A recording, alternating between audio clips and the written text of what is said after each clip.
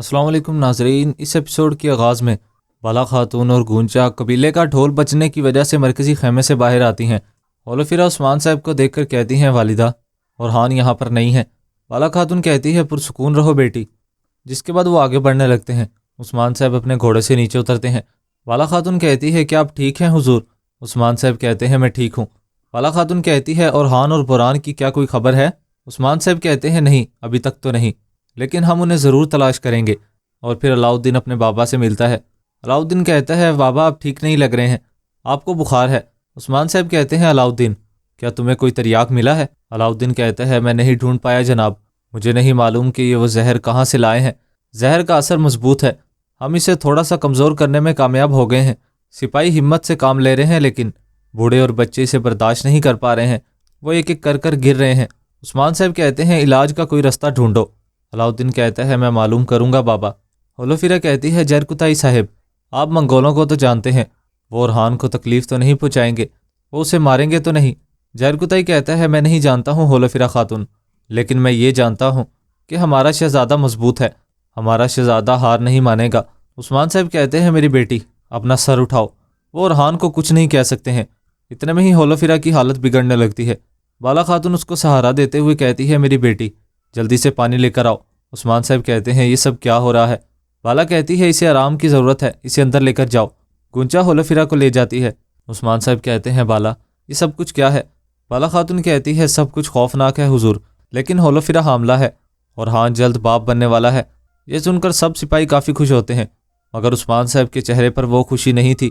ادھر دوسری جانب ہم دیکھتے ہیں منگولی ٹھکانے پر ایک خیمے میں صوفیہ لوکاس کے ساتھ پہنچتی ہے۔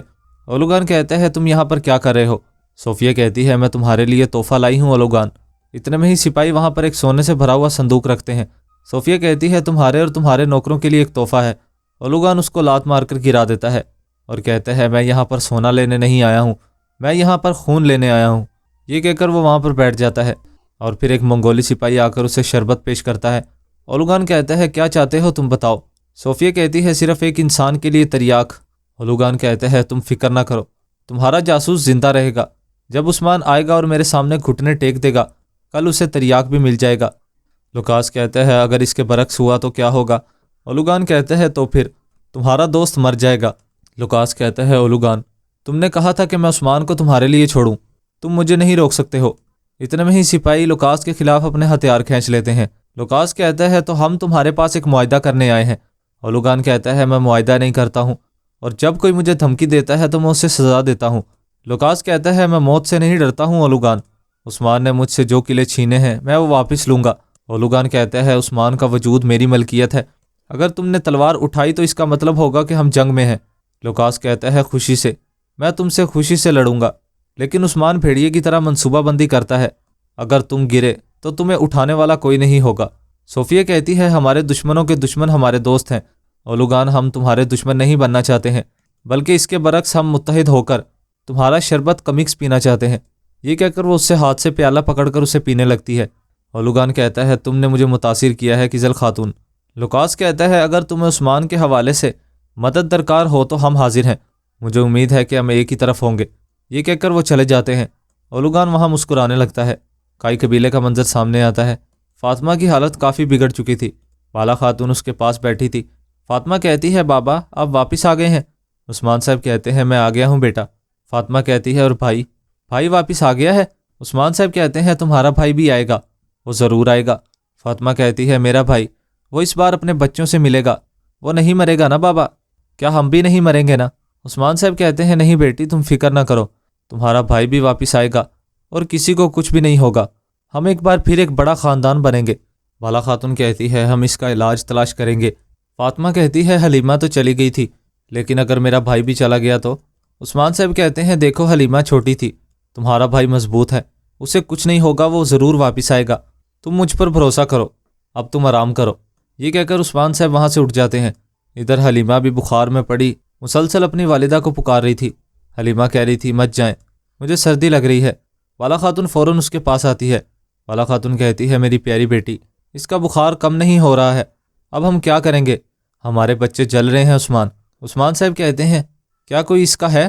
بالا خاتون کہتی ہے اس نے کسی کے بارے میں ہمیں نہیں بتایا ہے، میں نے سنا ہے کہ شفا کا خیمہ بھر گیا تھا اور ہم نے اسے یہاں پر ٹھہرایا ہے۔ عثمان صاحب کہتے ہیں تم نے اچھا کیا ہے۔ بالا خاتون کہتی ہے اس میں کچھ ایسا ہے جو میرے دل کو نرم کر دیتا ہے۔ عثمان صاحب کہتے ہیں بالا تم ٹھیک نہیں ہو، چلو تھوڑا آرام کرو، میرے ساتھ آؤ۔ بالا خاتون کہتی ہے میں تو آرام کر لوں گی، لیکن آپ جناب، ایک طرف یہ زہر اور دوسری طرف ہمارا بیٹا اورحان، ہمارا ساتھی بوران۔ عثمان صاحب کہتے ہیں تم میرے لوگ، میرا قبیلہ، جب تک تم ٹھیک ہو میں ٹھیک محسوس کرتا ہوں۔ تمہاری سانسیں، تمہارا دل مجھے مضبوط بنا رہا ہے۔ چلو آؤ، اب تم آرام کرو، چلو صبح ساتھ اٹھیں گے۔ جس کے بعد عثمان صاحب اس کو لے جانے لگتے ہیں۔ حلیمہ مسلسل اپنے بابا کو پکارنے لگتی ہے۔ حلیمہ کہتی ہے بابا مت جائیں، بہت اندھیرا ہے۔ عثمان صاحب اس کے پاس آتے ہیں اور اس کا ہاتھ پکڑتے ہیں۔ حلیمہ مسلسل کہنے لگتی ہے بہت اندھیرا ہے۔ عثمان صاحب کہتے ہیں تو تم اندھیرے سے ڈرتی ہو، لیکن تمہارا دل بڑا ہے، تمہاری آنکھوں میں، تمہاری آواز میں اور تمہارے دل میں کچھ جانی پہچانی چیز ہے۔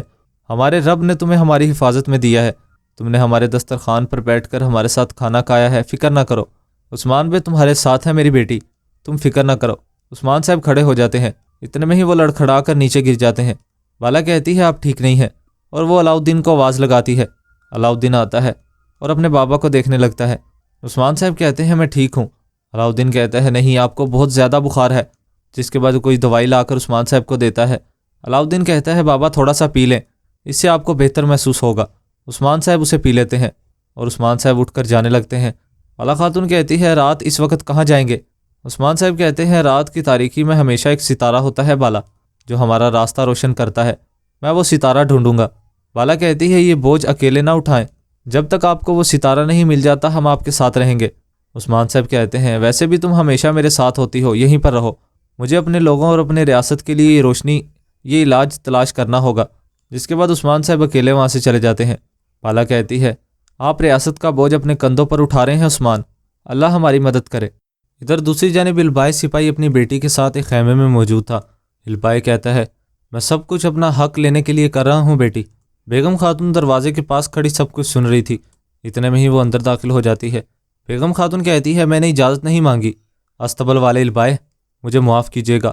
البائے کہتا ہے آپ کو کسی چیز کی ضرورت تھی بیگم خاتون؟ خیریت تو ہے، اس وقت یہاں کیا کر رہی ہیں؟ بیگم خاتون کہتی ہے خیریت ہی ہے، قبیلے کے ہر فرد کو زہر دیا ہے، کسی وجہ سے عائشہ تک زہر نہیں پہنچا ہے، مجھ تک بھی نہیں، یہ بہت اچھا ہے نا؟ البائے کہتا ہے اللہ کا شکر ہے۔ تو آپ نے زہریلا پانی نہیں پیا تھا؟ بیگم خاتون کہتی ہے تمہاری بدولت، لیکن میں ایک چیز پر حیران ہوں، تم کائی خاندان سے ہو، سنگور تیگن کے پوتے البائے ہو، چچا کے بیٹے عثمان، اپنے قبیلے اور خاندان کو کیوں زہر دیا ہے؟ البائے کہتا ہے نہیں، آپ زہر کا شکار ہیں بیگم خاتون، آپ خواب میں ہیں۔ بیگم خاتون کہتی ہے جھوٹ بولنا بند کرو، میں سب جانتی ہوں، میں نے عائشہ سے تمہاری گفتگو سنی ہے، جب میں یہ سب عثمان صاحب کو بتاؤں گی تو تمہارے ساتھ کیا ہوگا البائے، اندازہ ہے؟ البائے کہتا ہے وہ آپ پر کیوں یقین کریں گے بھلا؟ اتنے میں ہی وہ جیسے ہی بچی کے پاس آنے لگتی ہیں، البائے ان کو وہیں پر دبوچ لیتا ہے اور ان کے منہ پر ہاتھ رکھ دیتا ہے۔ بیگم خاتون وہیں پر بے ہوش ہو جاتی ہے۔ اس ایپیسوڈ کا اختتام یہیں پر ہو جاتا ہے۔ ایپیسوڈ پسند آیا تو ویڈیو کو لائک کر دیں اور چینل کو سبسکرائب کر ساتھ دی گئے بیل نوٹیفیکیشن کو آل کر دیں تاکہ جیسے ہی ایپیسوڈ آئے تو بر وقت آپ کو دیکھنے کو ملتا رہے۔ اب ملاقات ہوگی نیکسٹ ایپیسوڈ میں، تب تک کے لیے اپنا خیال رکھیں، اللہ حافظ۔